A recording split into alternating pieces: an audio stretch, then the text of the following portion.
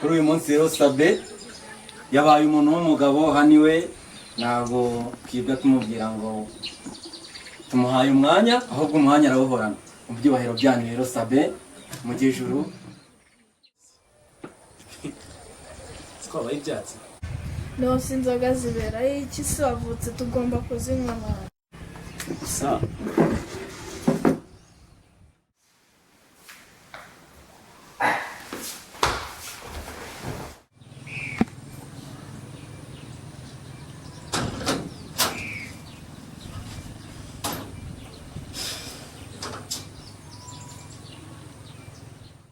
wowe Bigwi utabyara. Amahoro y'Imana nshuti zacu, turabakunda cyane.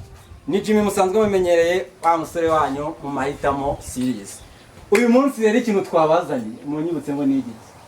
The Promise, filime nshyashya turi gushutinga ubu ngubu. Nimba udukunda ukaba dukunda cyane, filime izagica kuri channel yitwa Rwanda Cinema.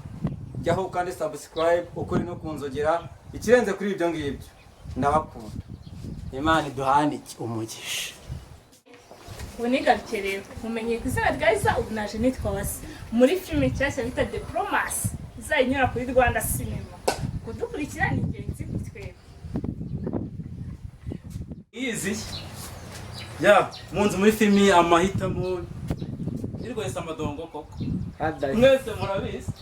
Ubu naje ndi umuherwe wakamejeje ya bavandimwe inshuti zacu, turi gushutinga filimi yitwa The Promise, igiye kugitambuka kuri channel yitwa Rwanda Cinema.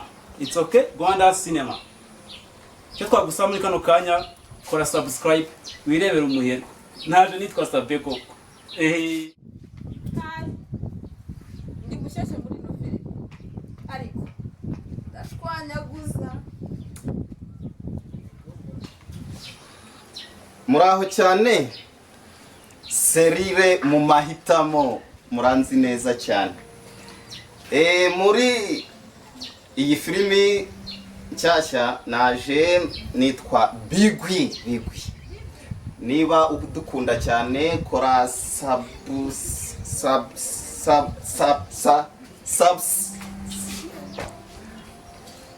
murakoze cyane, murakoze. Yeah guys, ngira ngo mwabibonye, nanjye ngira ngo musanzwe munzi nitwa Jack. Aka kanya rero turi muri filime yitwa The Promise.